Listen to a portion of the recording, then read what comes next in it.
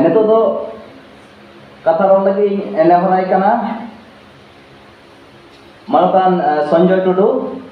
unia aya kata opportunities for emerging Santali writers noa chetan re aya katha dohoya ona khati ene horai kana Manatan Sanjoy Tudu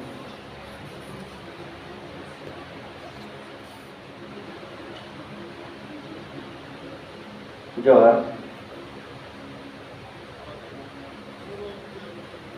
Poilote Johari Chalakwa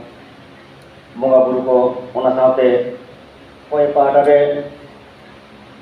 jahay buru ko mudan do mena do unku ko jaga purai ni re nye oto do god johar ona saate tehi noa pegel turu lena All India Santal Writers Association aja helmel re holaran barang pera jahay do aburan राष्ट्रपति भारतीय द्रौपदी मुर्मू उन्हीं टेनो ये जोहार इंचालेदा ओनातयम तेन जा Nitu assassin रे मानतान chairperson मानतान फटिक मुर्मू पेड़ा लेकाते बन नाम कट कोआ मानतान रामराय माझी Manatan Arsi Tudu, Manatan Sipsongkor, Kenruan, और पेपर लेकाते पुन जाम करिया Manatan Gonesh Marandi और नो सेशन रे vote of thanks अबो नाय Manatan Bhagwas के सलाम करे ताहेना इन्या जोहार और नोआ मांडेर सेटेराकान सनाम ओनोलिया कोठेनिया जोहार और सुरसाइन खन सेटेराकान गोबा तकोरे ताहेना जोहार और इनको उडी उडी बयाम से कोरे ताहेना इन्या चौचरी दुलासिस निया सेसन रे इन्या टॉपिक्स दो नावा सांताड़ी ओनोलिया को सुजोग सांताड़ी पार्सी दो गोष्ठी गुटिया पार्सी का नाम नौ दो आदि मारे और किशोर पार्सी का नाम नौ भारत दिसों रिया आदि आदि सुबह पार्सी घरों रिया चांगा मिना करम मिट्टन पार्सी दो एकेन कथा एकेन चापाल रिया होरा से माध्यम तो बांग का नाम आकी ज्ञान हमें और चर्चा में है के ओना साथे आदि चली सेरें बिनती बाखेर कहानी कुदुम लेक्चर नेमाचार धरम करम बंगाबुरु ओना साथे जोपड़ा बिना कदम आबोरेन मारे ओनोलिया को मानतान साधुरामचंद्र मुर्मू मानतान पंडित रघुनाथ मुर्मू मानतान रामदास टुडू रेस्का मानतान सरदा प्रसाद किस्कू आबो सांताड़ी साहित्य को चर्चा कदा आदि गौरव कथा तेहन ओना पार्सी ते आबो साहित्य बन चर्चा दाड़िया कना जुवन को तो लहा हजू लगा बोना साहित्य बागान साजा सापड़ा ताबोना आदो खान आबो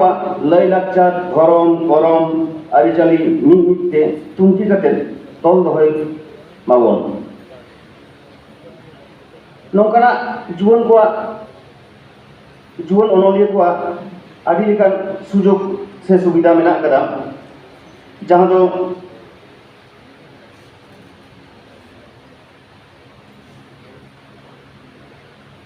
जुवन को नोआ सामूहिक चर्चा रे चेक को सुविधा को जामा ओना के बन नेल लेगे नित जुवन ओनोलिया को आदि लेकान सुजोग सुविधा मेना कदा नित रे मेन गानोआ फील्ड नित आबो तलारे आदि लेकान सुजोग हेज काना ऑलबिल तलाते सानाम धारती जाकात आमा उपरुम एम दहो दाड़ेया एटा एटा पार्सियन होर को सावते आबो सांताड़ी पार्सी चर्चा कते आमा उपरुम एम दहो दाड़ेया नित नोआ जुवन अक्तरे समाज रिया आरिचाली को खंद्रन कते ऑल तल दाड़ेया बोन आदो कान आबो सेरवा आबो sanam lekan arizali noa ko samtaw kate ol tol daᱲᱮᱭᱟᱜᱼᱟ ᱵᱚᱱ nongka ge kahani onolhe gamam nagam onubad bon ol daᱲᱮᱭᱟᱜᱼᱟ ona koge ol kate potrika patham kore bon em daᱲᱮᱭᱟᱜᱼᱟ sasapara koten ho ona ko nyel kate judi abo ona bhul banti soje kate ko छापा सदर लेखान जुवन को all bill रे आरहु उद्योग को ᱧᱟᱢᱟ social media तलाते दोसार रे social media तलाते हो अब जुवन अनोनी को बन लाहा दाड़ेया नित दो यूट्यूब ट्विटर इंस्टाग्राम फेसबुक तलाते नोंकाना जुवन को ऑल बिल आदि काजाक ᱧᱮᱞᱚᱜ ᱠᱟᱱᱟ ᱥᱮ ᱟᱹᱰᱤ ᱜᱟᱱ ᱠᱚᱱᱴᱩ ᱠᱚ ᱞᱟᱦᱟ ᱦᱤᱡᱩᱜ ᱠᱟᱱ ᱛᱟᱵᱚᱱᱟ ᱟᱵᱚ ᱚᱞᱵᱤᱞ ᱫᱟᱨᱮ ᱥᱮ ᱱᱤᱛᱚᱜ ᱧᱮᱞᱚᱜ ᱠᱟᱱᱟ ᱡᱟᱦᱟᱸ ᱫᱚ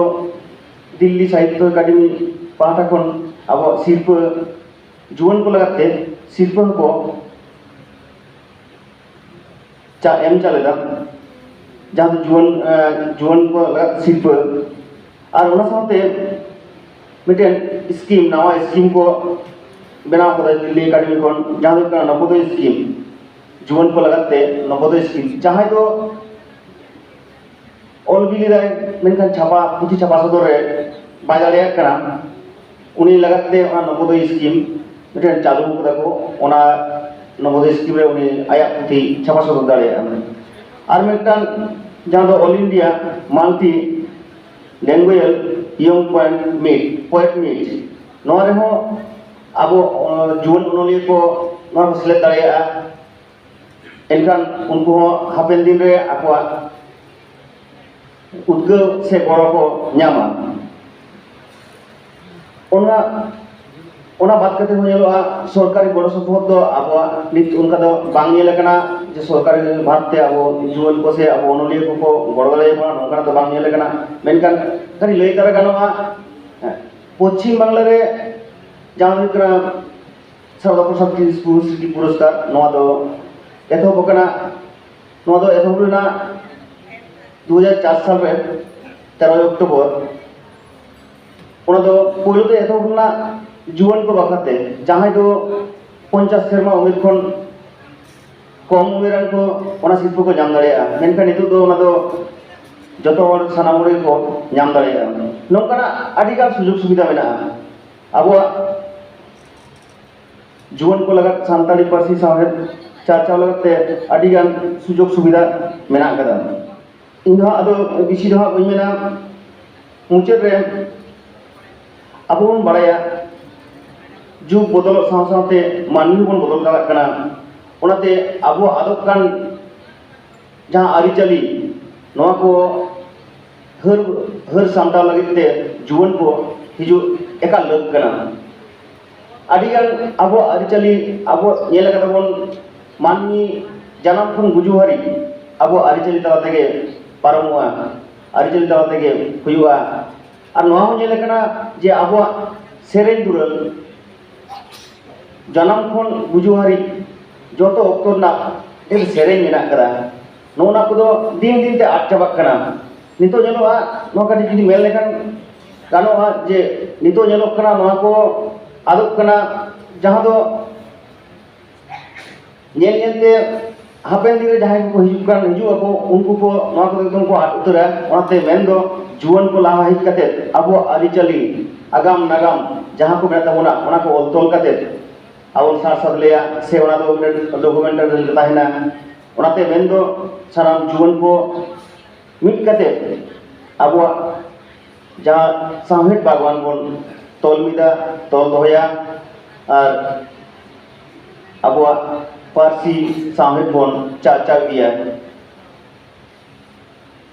अदो बिसी कथा बांग मिन कते ये हुडी माछा जहाँ व्यवस्था है करा नोआ दो नोडे दी मुचित केदा मान कर मुचित जोहार